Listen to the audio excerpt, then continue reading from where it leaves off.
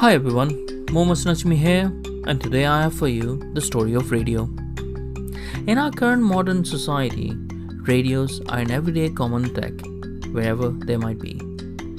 I don't think you'll be able to find anyone in the world today who doesn't know about radio. But before the 19th century, wireless radio communication in everyday life was a thing of pure fantasy. It took many years before radios went mainstream. Now there is some debate as to who actually invented the radio.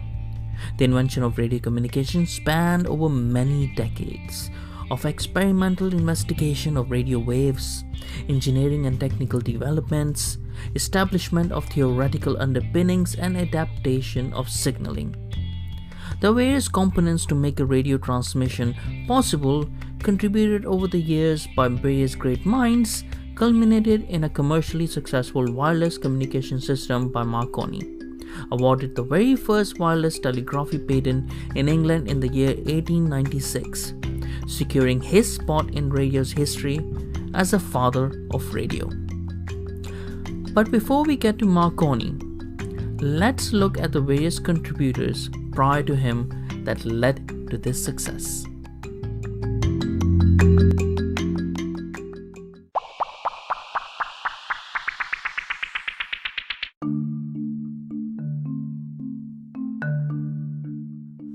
The story of radio began in 1780 or so, with George Adams noticing sparks between charged and uncharged conductors when a Leyden jar was discharged. A Leyden jar is an electrical component which stores a high voltage electrical charge between electrical conductors on the inside and outside of a glass jar. But let's jump ahead to Michael Faraday. In 1831, Michael Faraday began a series of experiments in which he discovered electromagnetic induction.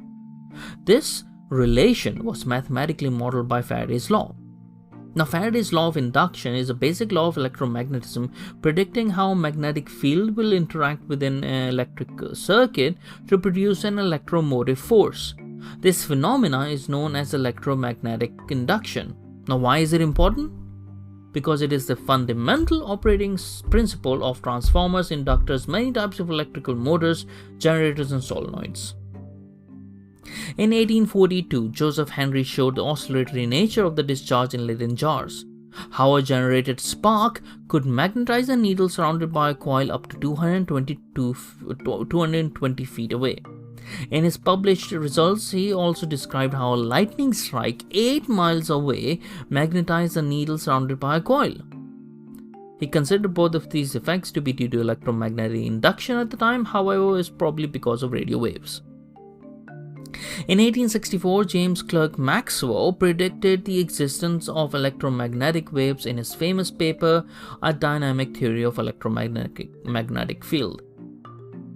In 1875, Thomas Edison noticed an electromagnet producing unusual sparks. He found that this spark could be conducted 25 miles along telegraph wires and be detected a few feet from the wire. To prove it was not electromagnetic induction, he set up an experiment where he showed sparks in a spark detector but no effect in a gold leaf electroscope and galvanometer along the same line. On 28th of November 1875, he announced to the press that he had termed a new etheric force. Now, this is a term Edison coined to describe a phenomena later understood as high-frequency electromagnetic waves, effectively radio. In 1878, David E. Hughes noticed that sparks generated by induction balance causes noise in an improved telephone microphone he was developing. He rigged up a portable version of his receiver and carrying it down a street found that the sparking could be detected at some point. In 1884, Carl Heinrich Hertz produced an analysis of Maxwell's equations showing they did have more validity than the prevalent action at a distance theory. Now, in physics, action at a distance is a concept that an object can be moved, changed, or otherwise affected without being physically touched, as in mechanical contact by another object. That is, it is the non-local interaction of objects that are separated in space. However, from 1886 to 1888, after he noticed how discharging an electric current into a coil produces spark in a second nearby coil, Heinrich Hertz saw a way to build a test apparatus. He conducted a series of experiments that validated Maxwell's theory of electromagnetic radiation and proved that it can travel through free space, radio waves. He demonstrated the radiation had the properties of visible light, the properties of waves which are now called transverse waves, and discovered that the electromagnetic equations could be reformulated into a partial differential equation called the wave equation. Now, in 1893, Nikola Tesla delivered a lecture on light and other high-frequency phenomena before the Franklin Institute in Philadelphia and the National Electric Light Association in St. Louis. Tesla did not think airborne radio waves existed, or even if they did, they could possibly only travel in straight lines, making them useless for long-range transmission, and instead proposed a wireless lighting and wireless electric power transmission system that would work on air and ground conduction that he also thought could carry messages. In 1894, Oliver Lodge delivered a lecture on Hertz where he demonstrated the optical properties of Hertzian waves or radio waves, including transmitting them over a short distance. He also demonstrated controlling frequency by changing inductance and capacitance in his circuits. Towards the end of that same year, in December 1894, Guglielmo Marconi conducted experiments in pursuit of building a wireless telegraph system based on Hertzian waves, a radio transmitter and receiver setup, which he demonstrated at that time to his mother. It made a bell ring on the other side of the room by pushing a telegraphic button on the bench. Over the next year, he worked on adapting experimental equipment into a radio wave telegraphic transmitter and receiver system that could work over long distances. That's considered to be the first development of a radio system, specifically for communication. And that changed the world of communication as we know it.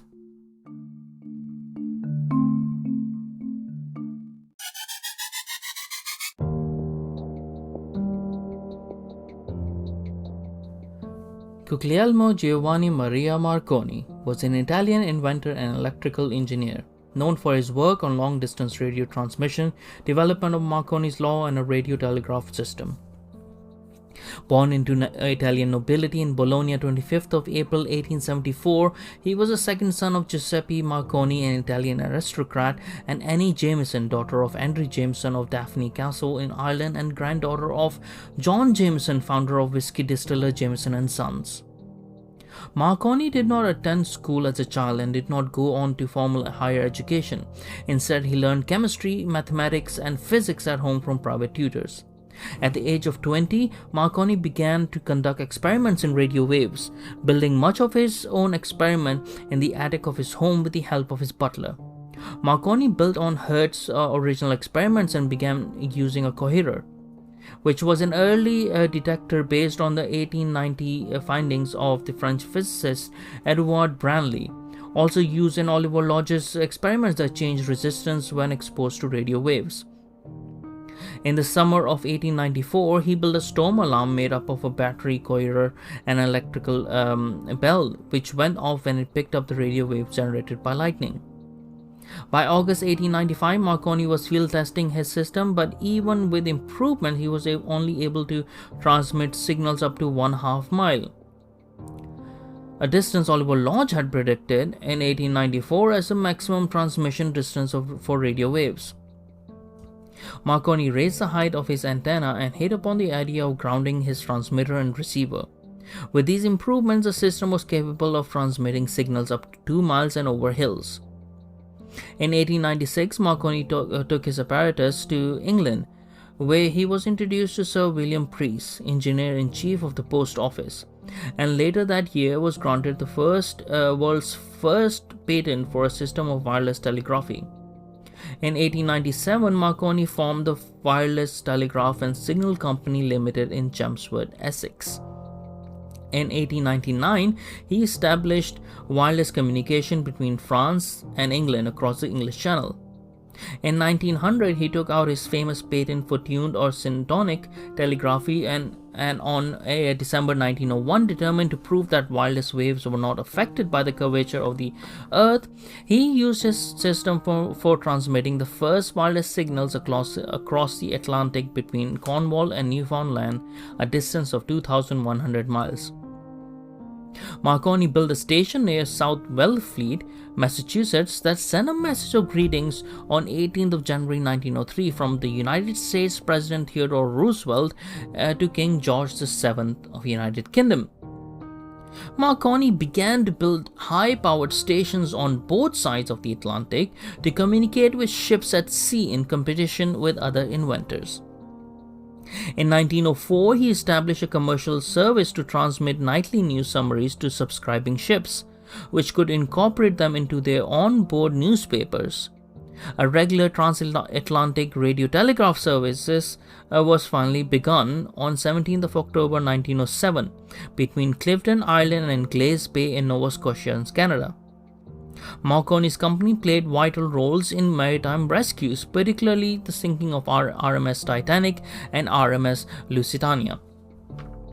From 1916 through to 1920s, a lot of commercial broadcasts were initiated in different parts of the world by various competitors. However, in 1920, the first entertainment broadcast took place in the United Kingdom featuring Dame Nellie Melba.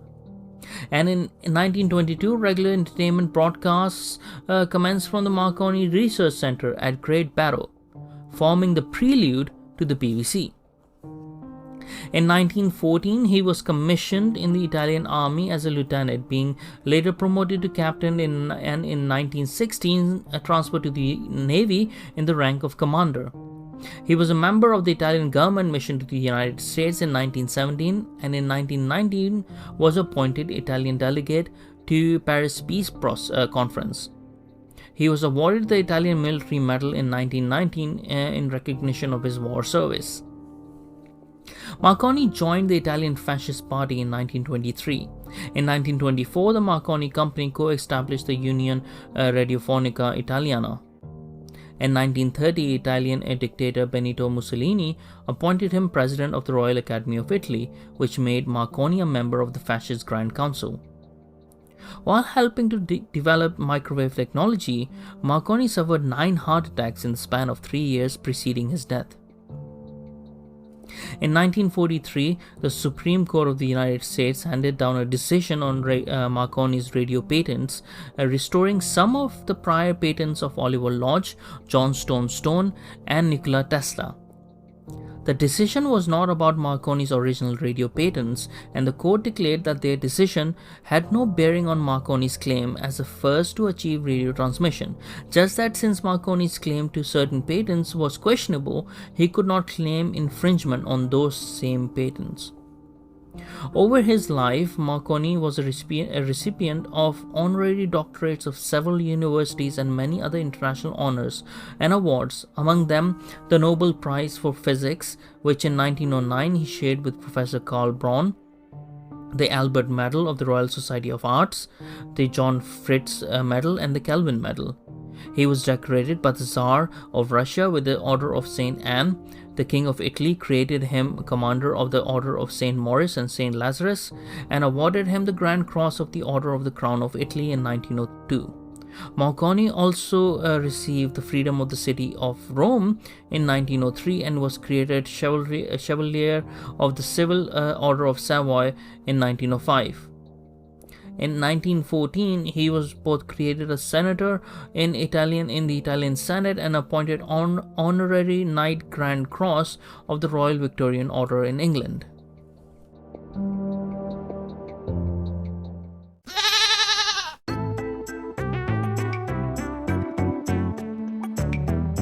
Here are some other interesting facts about radio and broadcasting. Number 1. In the 1960s, to get around UK broadcast licensing rules, the first pirate radio stations began to operate from ships anchored just outside British waters. While this meant their actions weren't strictly illegal as they weren't based in the UK, their actions were still not authorized as they were broadcasting without a license. One of the best known pirate stations was Radio Caroline, which was issued with a community radio license in 2017. Number 2. Back in the 1980s, people were able to download video games from a radio broadcast by recording the sounds onto a cassette tape that they could then play on their computers. Amazing. Number 3. In 1945, the author Arthur C. Clarke wrote a historic article in Wildest World describing a system that used satellites in geostationary orbit. Signals would be transmitted up to the satellite that would rebroadcast them back to the Earth. In view of the altitude above the Earth, the signals would be able to be received many thousands of miles away from the original transmitting station. Clarke calculated that only 3 satellites would be required to cover around the globe. His idea was revolutionary, way before its time, and it took many years before the technology was available for it to be implemented. Number 4. In World War II, weather reports were censored to prevent enemy submarines from learning about conditions. A football game in Chicago was so covered in fog that the radio announcer couldn't see the field. But afterwards, he was officially thanked for never using the word fog or mentioning the weather. Number 5. Most of the radio broadcasts that Robin Williams delivered in the movie Good Morning Vietnam were improvised by him. Number 6. On the 28th of September 2006, the City Council of Reykjavik and neighboring municipalities agreed to turn off all the city lights in the capital area for half an hour, while a renowned astronomer talked about the stars and the constellations on national radio. Wow. Number 7. The Eiffel Tower was supposed to be scrapped after 20 years. It only survived because the military started using it as a radio tower, intercepting crucial military transmissions from World War I. Number 8. UVB-76 is a mysterious Russian radio signal that has been transmitting continuously since 1982. Nobody knows who makes the signal, only that it's located near Moscow, makes a buzzing sound 25 times a minute, and every few years will broadcast a string of random names and numbers. Wait. Number 9. One of the checks which a British nuclear submarine makes to see whether the government is still functioning is whether BBC radio is broadcasting. Number 10. A Muppet-obsessed fan once took a radio manager hostage, claiming that he had a bomb, and demanded that the Rainbow Connection song be played continuously for the next 12 hours on the radio. Number 11. The Armed Forces of Colombia commissioned a pop song that included a Morse code message to kidnapped military personnel. 19 people rescued. You are next. Don't lose hope. Because the kidnappers would let their captives listen to the radio. Number 12. Massive amounts of birds are killed each year by radio antennas, and that changing the static red light to a blinking light can cut the death toll by up to 70%. Number 13. In order to transmit radio signals to submerged submarines, one technique is to place electrodes in the ground many miles apart, using the Earth's core as a giant antenna. Number 14. The little plastic thing at the end of data cables is called a ferrite bead, and it is used to block interference from radio signals from other electronics. Number 15. One of the most popular radio acts of the 1930s was a ventriloquist, a fact which baffled contemporary critics. Who would have known? Number 16. On the 18th of April 1930, a slow news day, the BBC's 6:30 p.m. radio announcer said, "There is no news," and went off the air. I think so that's a good point to stop.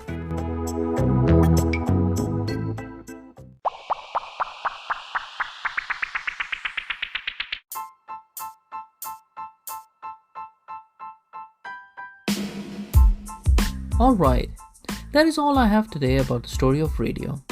This story of radio broadcasting and its inventors is very long, and we can go in further and further details which will take forever. However, fascinating forever, we will still have to end it now. Most countries have greater many stories about the history of their radio broadcasting and how it shaped the entertainment industry within their cultures. Wherever you are from, I hope this rather long episode encouraged you to look into the radio broadcasting heritage of your specific countries or the ones you're interested in. It is an incredible technological advancement that has led us to communicate with each other en masse. Next time, I will talk about Moirai, the three goddesses of faith from Greek mythology. Until then, take care, be good, and thank you so much for listening.